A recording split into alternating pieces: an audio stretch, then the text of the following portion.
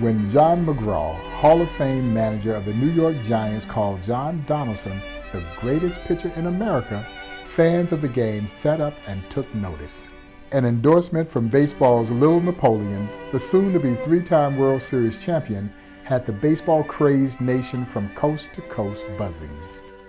McGraw said if Donaldson were a white man, or if the unwritten law of baseball didn't bar Negroes from the major leagues, I would give $50,000 for him, and I think I was getting a bargain.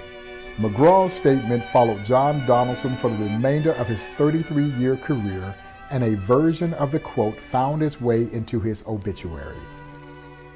Challenges to the color barrier in the major leagues were not new. Fans of the game were aware of qualified black players who were every bit as skilled as ball players associated with the all-white major leagues. This gentleman's agreement, an unwritten law amongst major league owners, kept all non-white players on the outside looking in, and John Donaldson had a front row seat. A national publication from Philadelphia called Sporting Life magazine printed Donaldson's story. Baseball fans across the continent read Sporting Life religiously.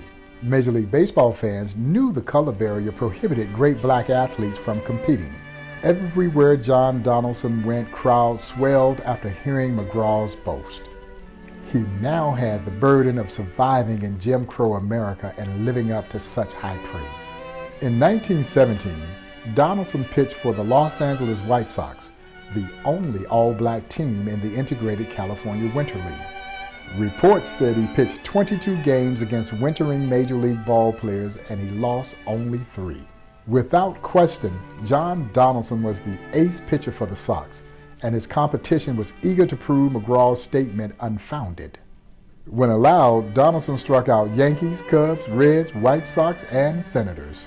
He was called the Colored Rube Waddell, a tribute to the Hall of Fame left-handed pitcher who had gained renown the previous decade with the Philadelphia Athletics. A left-hander with power and control was desired by the major leagues, and a pitcher of Donaldson's ability could greatly improve any club's chances to win games. The Chicago Defender blared, "Donaldson turns down offer of $10,000 to deny his race."